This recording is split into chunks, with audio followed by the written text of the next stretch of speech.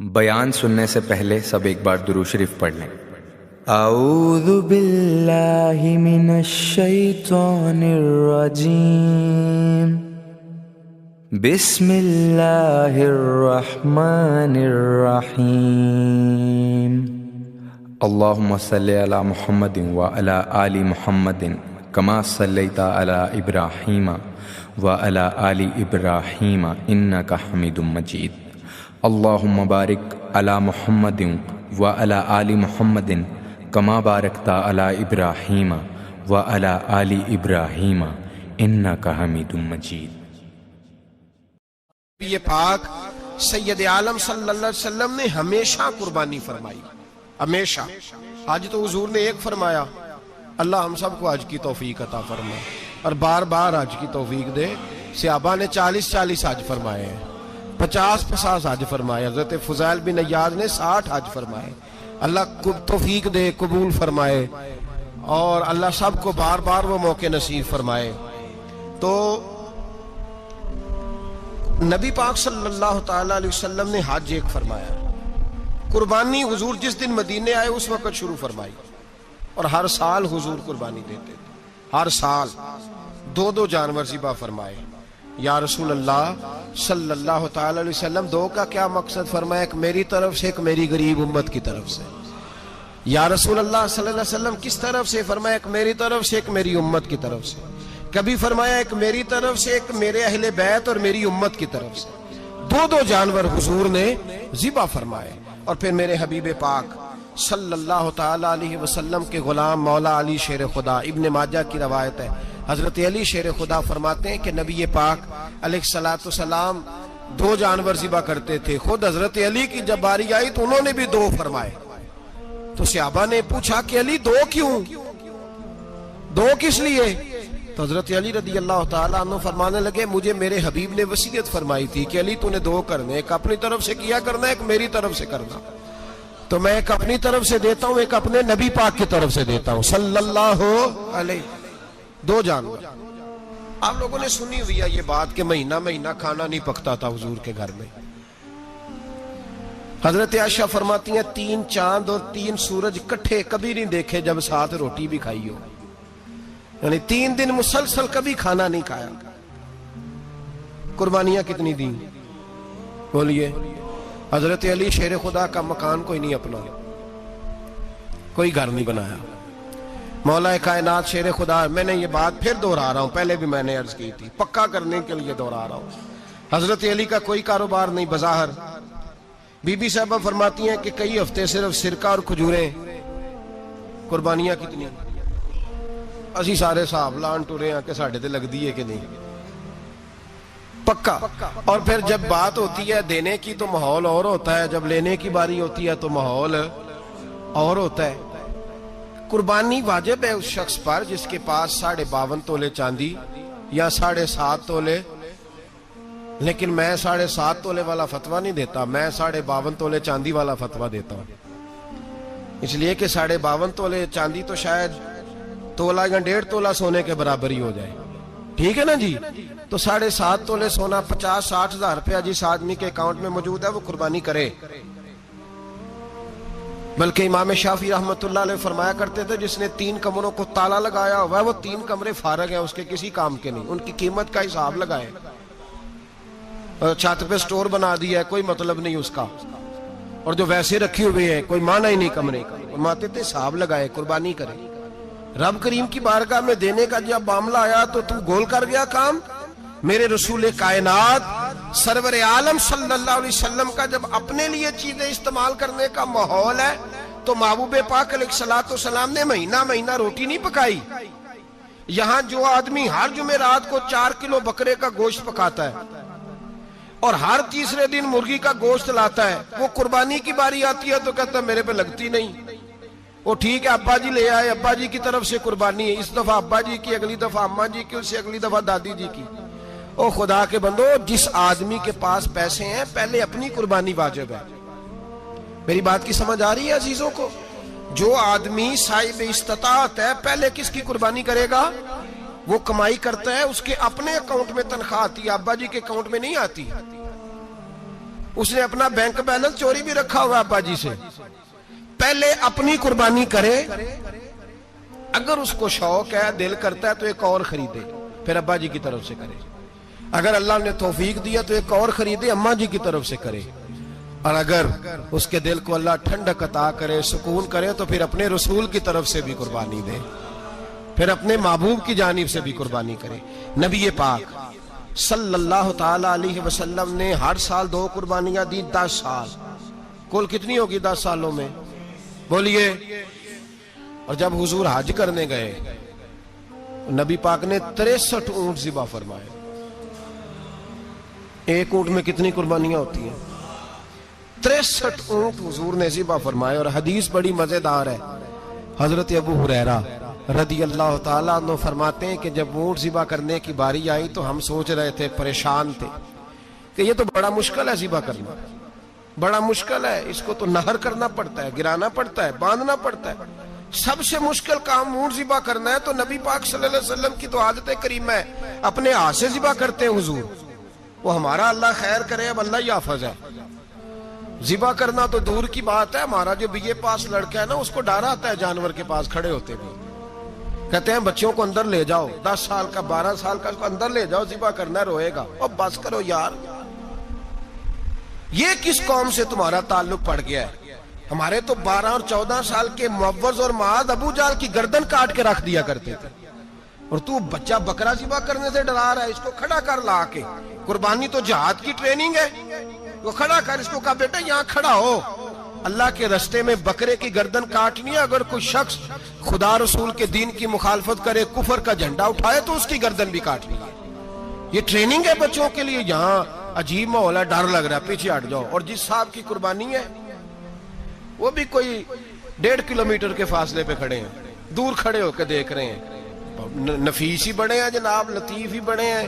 کپڑوں کو کوئی قطرہ خون کا لگ گیا تو بڑی مصیبت بن جائے گی. اور امیر آدمی, اس کا تو گھر کسائی نے خود فون کیا ہے کہ صاحب سب سے پہلے میں آپ کے گھر آؤں گا.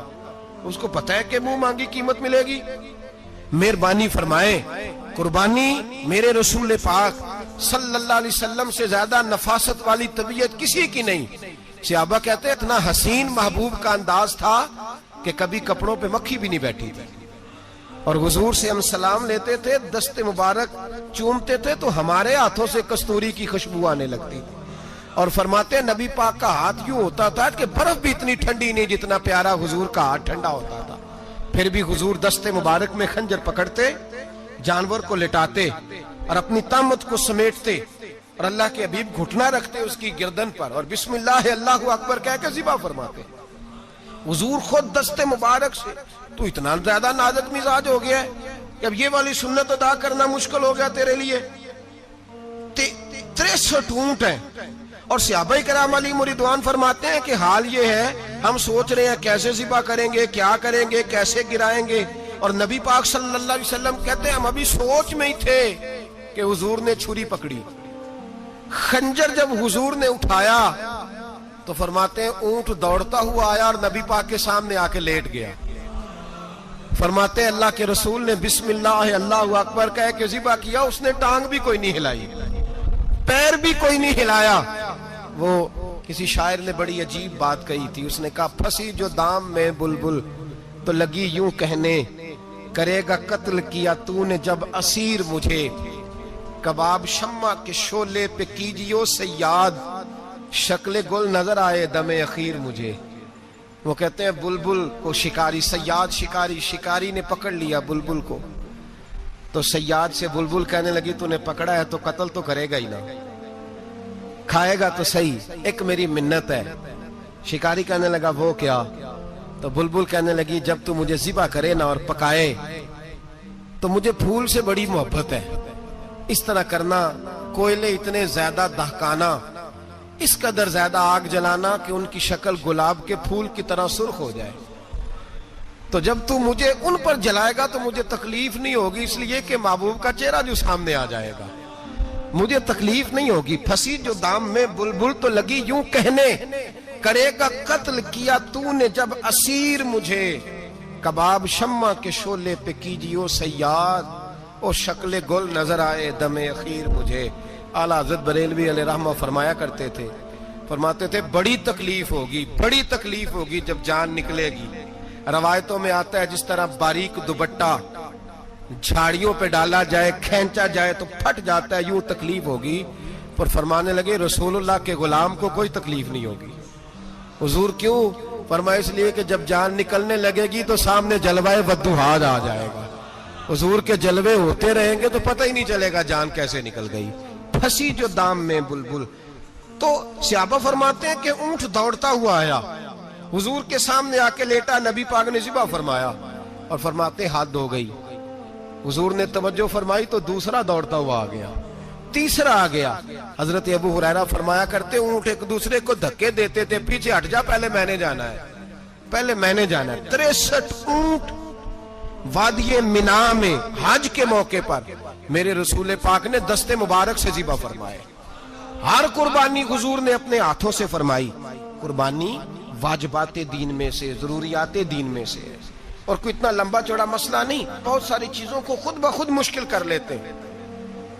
टीवी पे खबर आती है फैसलाबाद के 2 बैल हैं, भोलू और ढोलू, पता नहीं कितने मन उनका वजन है। उनसे पूछा जा रहा है कि भोलू ढोलू खाते क्या है?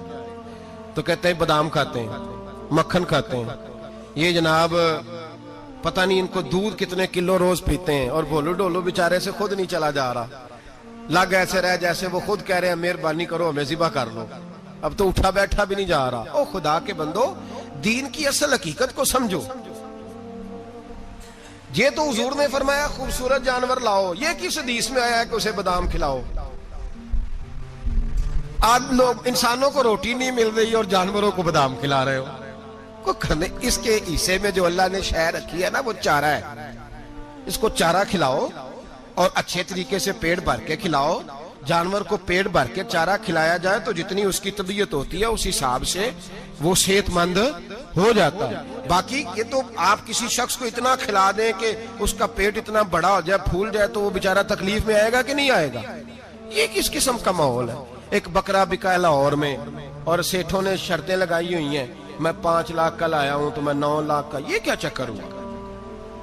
मुझे इतना खिलाया जी, इसको फलां चीज। ये किसने कहा है खिलाने का? बादाम खाना किस हदीस में आया? किस सहाबी ने अपने बकरे को बादाम खिलाए? किसने मक्खन खिलाया? किसने पेड़े खिलाए? बस करो, अजीब तमाशा लग गया। और यहां तो इतनी बुरी हालत हो गई है कि औरतें नाचने लगी हैं कुर्बानी के जानवरों के आगे, बीबियां बेचने लगी हैं। अल्लाह के गजब को आवाज ना दो। ये कुर्बानी है कि हर चीज का, मजहब की हर शय का मजाक बना दिया है।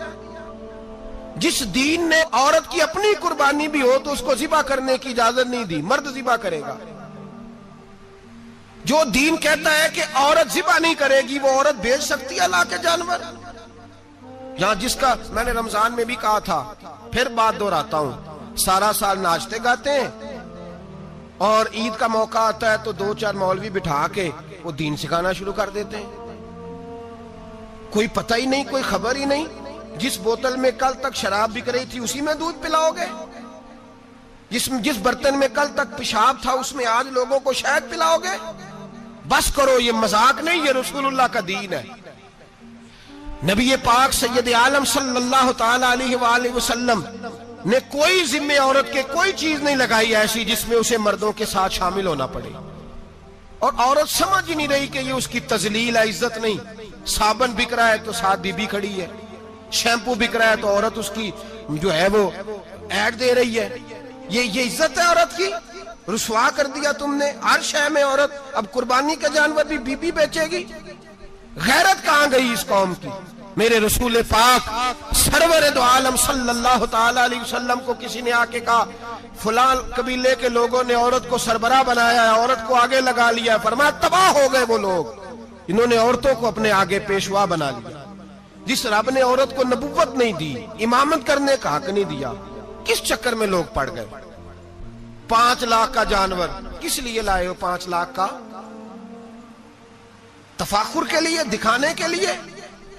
तो अगर 50,000 का 60,000 का भी जानवर लाता तो अच्छा आ जाता। और 50,000 का जानवर लाए तो 5 लाख में कितने आते हैं? बोले तो 10 जानवर ज़िबा होंगे तो कितने गरीबों तक गोश्त जाएगा? کتنے گھروں کا بھلا ہوگا. ہر چیز کا چکر الٹا کر دیا گیا ہے. اور یہ صرف حج کے لیے ہوتی تو میرے رسول پاک ہر سال قربانی نہ کرتے. اور میرے نبی پاک قربانی دینے کا حکم. ایک اور بات بڑی لوگ پوچھنے لگے, کہتے جی گائے کی ہوتی ہے, بھینس کی بھی ہوتی ہے کہ نہیں؟ چلو جی اب نئی بات نکل آئی. حدیث پاک میں لفظ آیا اونٹ کا. نبی پاک نے فرمایا بکرا 1 سال کا, گائے 2 سال کی, اونٹ 5 سال کا. حدیث میں لفظ آ گیا اونٹ کا. آپ کو بندہ کہے پہلے بتائیں نر کا کہ مادہ کا, تو میں کدھر سے آپ کو حدیث نکال کے دوں جس میں نر بھی اور مادہ علیحدہ علیحدہ ہو؟ حدیث پاک میں ذکر آ گیا دمبے کا, مینڈے کا. اب باقی جو سارے جاگ رہے ہیں نا, اب غور فرمائیں, باقی ایک بکرا ہے, ایک چھترا ہے, ایک دمبا ہے, ایک دیسی بکرا ہے, ایک پہاڑی بکرا ہے, تو علیحدہ علیحدہ لفظ کہاں سے نکال کے دیے جائیں؟ یہ ساری انواع ہیں, اقسام ہیں, نوع ہیں. اسی طرح بھینس بھی گائے کی ایک قسم ہے. امام اعظم ابو حنیفہ فرماتے ہیں النوع منہ, یہ اس کی ایک قسم ہے, نوع میں سے ہے, گائے کی نوع میں سے. آپ عام لفظ بولتے ہیں تو کہتے ہیں بکرا چھترا گائے بھینس, عام لفظ ہے نا. تو جب گائے کہہ دیا تو آپ کو بندہ کہے گائے آیا تو پہلے بتائیں گائے تو ہے تو اس میں بیل شامل ہے کہ نہیں؟ تو گائے کی جتنی قسمیں ہیں نا, ہمارے محدثین بھینس کو گائے میں شامل کرتے ہیں. بھینس گائے کی ایک قسم ہے. تو نبی پاک صلی اللہ علیہ وسلم نے جب گائے کا لفظ استعمال کیا تو بھینس اس کے اندر آ گئی. تو اگر گائے کی قربانی جائز ہے تو بھینس کی قربانی بھی جائز ہے. اگر بیل کی قربانی جائز ہے تو کٹے کی قربانی بھی 100% جائز ہے. اس کے اندر 7 حصے ڈالے جائیں گے, اسے قربان کیا جائے گا, یہ جائز ہے. اگر آپ صریح لفظ نکال کے دکھانے کو کہیں گے تو پھر تو بڑی چیزوں میں لوگ الجھ جائیں گے. پھر کیسے نکالا جائے گا خسی کی جائز ہے کہ نہیں, جو خسی نہیں اس کی جائز ہے کہ نہیں, فلاں کی. تو ان تفصیلات, ہاں بہت ساری چیزوں کی تفصیلات حدیث میں ہیں لیکن ساری چیزوں کی موجود نہیں. اس لیے میرے عزیز یاد رکھیں, بھینس کی قربانی بھی ہوگی, گائے کی بھی ہوگی, بیل کی بھی ہوگی, کٹے کی بھی ہوگی. جن کی نہیں ان کی نہیں. ہم نے کبھی کہا ہرن کی قربانی بھی ہوگی یا مرغی کی قربانی بھی ہوگی. تو حدیث مبارکہ کے اندر جو چیزیں موجود ہیں ان کی جتنی اقسام ہیں ان سب کی قربانی کرنا ہاں جائز ہے. اور میرے نبی پاک صلی اللہ علیہ وسلم نے فرمایا جانور خوبصورت ہو, لنگڑا نہ ہو, کانا نہ ہو, زخمی نہ ہو, خوبصورت جانور لاؤ, اس کو لا کے ذبح کرو. لوگ کہتے ہیں چلو اتنے پیسے اللہ کے راستے میں دے دیں, تو یہ کافی نہیں کافی. مسلم شریف میں, بخاری شریف میں میرے نبی پاک سید عالم صلی اللہ تعالی علیہ وسلم نے فرمایا 10 ذی الحج کو اللہ کی نظر میں ابن آدم کا سب سے پسندیدہ عمل. لیکن نا 10 ذی الحج کو, کل 10 ذی الحج ہے تو بڑے کام ہوں گے, فجر کی نماز بھی ہوگی, تکبیرات تشریق بھی پڑھی جائیں گی. آج فجر سے شروع ہو گئی نا, 9 کی فجر سے لے کر 13 کی عصر تک تکبیرات تشریق پڑھی جائیں گی. اللہ اکبر, اللہ اکبر, لا الہ الا اللہ واللہ اکبر, اللہ اکبر وللہ الحمد, اللہ اکبر, اللہ اکبر, لا الہ الا اللہ واللہ اکبر, اللہ اکبر وللہ الحمد, اللہ اکبر, اللہ اکبر, لا الہ الا اللہ واللہ اکبر, اللہ اکبر وللہ الحمد. کوشش کریں جب بھی پڑھیں 3 بار پڑھیں. تکبیرات تشریق بھی پڑھی جائیں گی, فجر کی نماز بھی کل ہوگی, عید کی نماز بھی ہوگی, لوگ اور بھی کوئی ذکر اذکار کریں گے. لیکن میرے نبی پاک صلی اللہ علیہ وسلم نے فرمایا 10 ذی الحج کو اللہ کو اپنے بندے کا جو کام سب سے زیادہ پسند ہے وہ یہ ہے کہ وہ اللہ کے راستے میں جانور کا خون بہائے. حالانکہ نمازیں بھی ہیں, اذکار بھی ہیں, تکبیرات بھی ہیں, سارا کچھ ہے, پر اللہ کو سب سے زیادہ کیا پسند ہے؟ جانور کو قربان کرنا. یہ اللہ کو بڑے خوبصورت لفظ نبی پاک علیہ السلام نے فرمایا قربانی کا جانور قیامت کے دن اپنے سینگوں اور کھروں سمیت آئے گا, اور جس نے قربانی کی ہوگی اس کی بخشش کروا کے اسے جنت میں لے کر جائے گا. تو فرمایا ابن آدم کا سب سے پسندیدہ عمل یہ, سب سے پسندیدہ, کہ وہ 10 ذی الحج کو قربانی کریں, کوشش کریں خود ذبح کریں اپنا جانور. یہ حضور کی سنت ہے. یہ نہ ہو سکے تو نبی پاک صلی اللہ علیہ وسلم نے اپنے ہاتھوں سے ذبح کرنے لگے حضرت فاطمہ کا جانور. تو فرمایا فاطمہ ادھر آ کے اس کے پاس کھڑی ہو جاؤ, میں تمہارا جانور ذبح کرنے لگا ہوں. اپنے جانور کے پاس کھڑے ہوں. میرے جو بھائی ذبح کرنے کا کام کرتے ہیں نا، قصاب ہم کہتے ہیں، سارے قصاب نہیں ہوتے، بہت سارے لوگ یہ سعادت حاصل کرتے ہیں اور بڑے نیکی کا کام کرتے ہیں، اللہ انہیں بڑی بہترین جزا عطا فرمائے گا، بڑا خیر کا کام کرتے ہیں، لیکن چونکہ رش ہوتا ہے ایسے لوگوں کے پاس، تھوڑی جلدی بھی ہوتی ہے، پہلی تو کوشش کریں تکبیر خود ڈالیں، یہ نہیں ہو سکتا تو قریب کھڑے ہوں۔ ہمارے ہاں ایک رواج یہ بھی ہے کہ 2 بندے ہاتھ رکھتے ہیں، ذبح وہ کر رہا ہوتا ہے تو جس کی قربانی ہوتی ہے اس کو کہتے ہیں تو بھی ساتھ ہاتھ رکھ، ہوتا ہے نا جی بہت ساری جگہوں۔ اب حکم یہ ہے شریعت اسلامیہ کا کہ جب جانور ذبح کریں گے تو پڑھیں گے بسم اللہ اللہ، بسم اللہ اللہ۔ ہاں نبی پاک صلی اللہ علیہ وسلم نے لمبی دعا پڑھی، صحابہ بھی لمبی دعا، انی وجہت وجہی للذی فطر السماوات والارض حنیفا وما انا من المشرکین، یہ بھی پڑھا۔ اور پھر میرے رسول پاک صلی اللہ علیہ وسلم نے یہ بھی کہا کہ اللہ میری طرف سے قبول فرما، میری امت میری اہل بیت کی طرف سے قبول فرما۔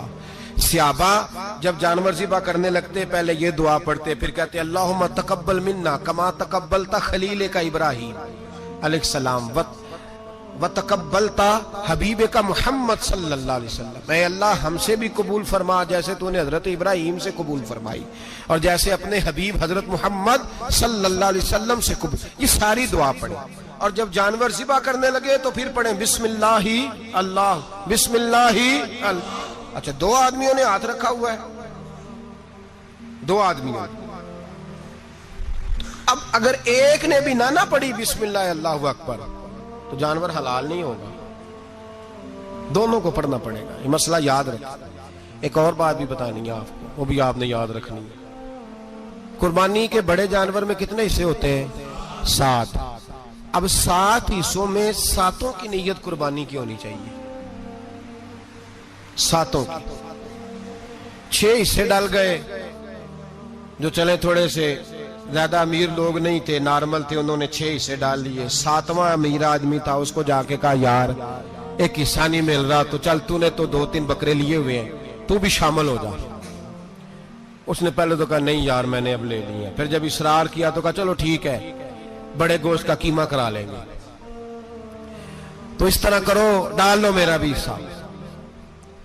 اب 6 کی نیت قربانی کی، 7ویں کی گوشت کی، کسی کی بھی قربانی نہیں ہوگی، گئے سارے۔ اب اس کے لیے شرط کیا ہے کہ اس کو بھی آپ، اصل میں ہمیں مسائل نہیں آتے، نہ ہم سیکھتے ہیں نہ پتہ کرتے ہیں، پھر خرابی ہوتی ہے۔ اب اس سے کہیں کہ یار قربانی سے پہلے اپنی نیت کا اعادہ کر، اپنی نیت کا اعادہ کر، بتا کہ تیری نیت کیا ہے، اور اگر غلط ہے تو صحیح کر لے، تاکہ سب کی قربانی تو بتا۔ یہ جو تو رکھ رہا ہے قربانی تو کس کی قربانی کر رہا ہے؟ دادا جی کے نام کی، ابا جی کے نام کی، اپنے پیر کے نام کی، استاد کے نام کی، یا رسول پاک صلی اللہ علیہ وسلم کے نام، نبی پاک کے نام کی؟ اس سے پوچھیں، اور جو وہ نیت بتائے اس نیت کی دعا ہوگی، اس کی طرف سے کہا جائے گا اے اللہ اس کی طرف سے اسے قبول۔ میری بات کی سمجھ آ رہی ہے میرے عزیزوں کو؟ اور اس ارادے کے ساتھ قربانی، اگر ایک کی بھی نیت خراب ہو گئی تو مسئلہ بگڑ گیا۔ اس لیے ان مسائل کو، اور نبی پاک کے نام کی جو قربانی ہوگی، سبحان اللہ، میں کرامات کا زیادہ قائل نہیں، ہم کرامات کے نہیں کیفیات کے قائل ہیں، کیفیات کی، اور دین ویسے بھی لفظوں کا نام نہیں کیفیت کا نام ہے۔ میرے حساب فرمایا کرتے تھے ہم کرامت سے زیادہ کیفیت کے قائل ہیں۔ اگر مرید ساری زندگی کرامتیں سناتا رہے اور کبھی اسے مدینے جانے کا شوق ہی پیدا نہ ہو، کبھی نبی پاک کے نام پہ آنسو نہ آئے، تو پھر کرامت کا فائدہ نہیں، کیفیت تو ملی نہیں اسے، ہم کیفیت۔ اسی طرح ہم نظرانے کے نہیں نظر آنے کے قائل ہیں۔ تو بھائی یہ یاد رکھ لیں، کیفیت کا نام دین ہے، نبی پاک کے نام کی قربانی۔ میں قائل تو نہیں کرامت کا، لیکن ایک بات میں نے اپنے ایک استادوں سے، ایک بزرگوں سے سنی ہے، میرا دل کرتا ہے وہ سنا دوں آپ کو، اور بزرگوں کا قول ہے اصل رنگ جو میں عرض کر رہا ہوں اسی رنگ میں اس کو رکھیے گا، اور جس حد تک میں بات کر رہا ہوں اسی حد تک رکھیے گا۔ اب ہر آدمی کے پاس موبائل ہوتا ہے، فوراً بات ریکارڈ ہوتی ہے، فوراً میڈیا پہ جاتی ہے، فوراً لوگ کمنٹس کرتے ہیں، تو بھائی جس حد تک سناؤں اسی حد تک رکھیے گا۔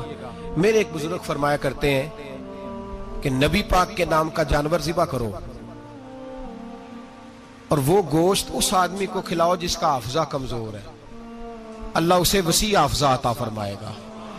اور فرمایا کرتے کہ میرا تجربہ ہے نبی پاک کے نام کا جانور ذبح کرو اور جس آدمی سے کوئی گناہ نہیں نہ چھوٹتا, کسی گناہوں میں الجھ گیا ہے, اسے وہ والا گوشت کھلاؤ, اللہ اس کے دل میں نور پیدا فرمائے گا اور گناہ سے نفرت ہو جائے گی اسے, جو نبی پاک کے نام کا جانور ہو.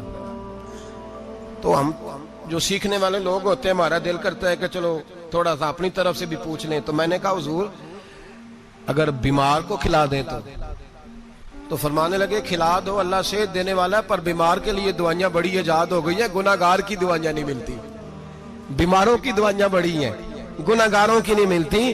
گناہگار کو کھلاؤ, اس لیے کہ جو چیز مصطفیٰ کے نام سے منسوب ہو جاتی ہے رب اس کی بڑی قدر فرماتا ہے, اللہ اس کی بڑی قدر کرتا ہے. جو چیز نبی پاک کے نام سے منسوب ہو جاتی ہے اللہ اس کی بڑی قدر فرماتا ہے. میرے نبی پاک علیہ السلام نے فرمایا میرا کلمہ پڑھنے والا مومن جب دوزخ سے گزرے گا تو دوزخ کہے گی جلدی جلدی گزر جا, جلدی جلدی. جہنم کی آگ کہے گی جلدی جلدی گزر جا, جلدی.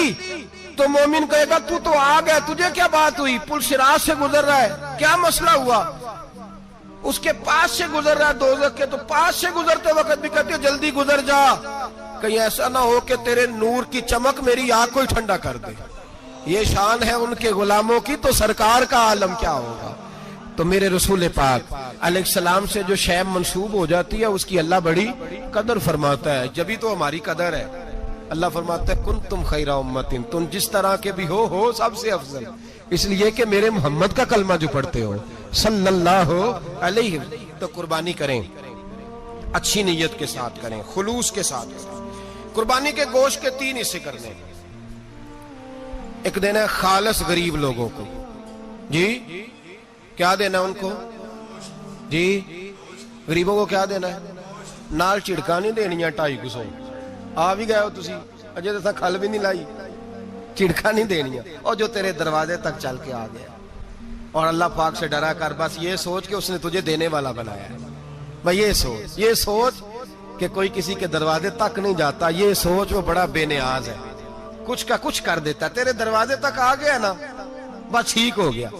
تو سمجھ کہ اس نے تجھے بڑی عزت دی ہے, تیرے دروازے تک شاپر لے کے آیا ہے. جھڑکے نہ دے, اتنے بہ جا, تو آ بھی گیا ہے, ایسے نہ کر, ایسے نہ کر بالکل. بس جو آ گیا ہے نا اس کو عزت دے, وقار دے.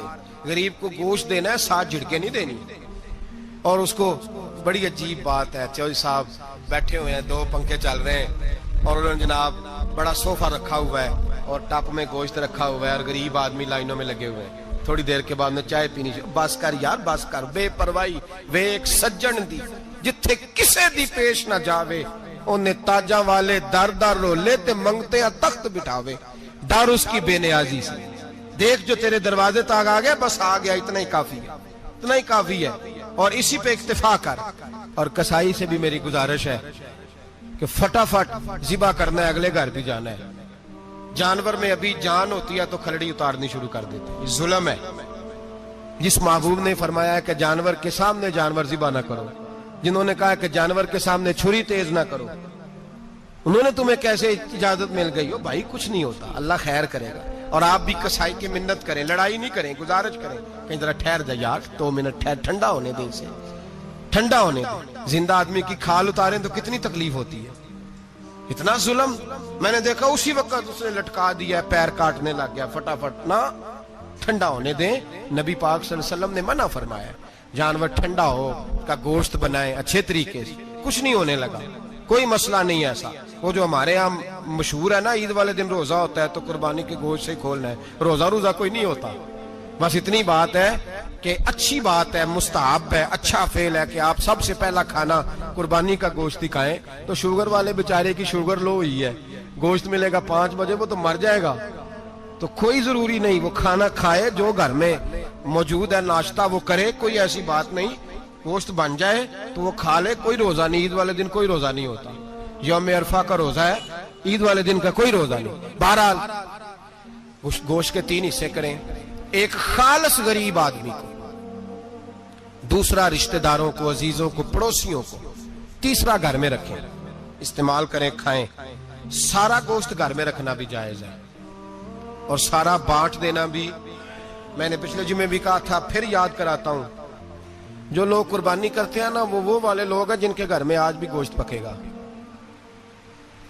قربانی دینے والے وہ لوگ ہیں جو ہفتے میں ہر 3 دن گوشت کھاتے ہیں, پھل بھی کھاتے ہیں. تو آپ تو سارا سال کھا رہے ہیں, ہر جمعے والے دن 3 کلو بکرے کا گوشت آتا ہے. تو جو قربانی کا گوشت ہے وہ بانٹ دیں, سارا غریب کو دیں. بسم اللہ الرحمن الرحیم. اللہم صلی علی محمد وعلی آل محمد کما صلیت علی ابراہیم وعلی آل ابراہیم انک حمید مجید. اللہم بارک علی محمد وعلی آل محمد کما بارکت علی ابراہیم وعلی آل ابراہیم انک حمید مجید.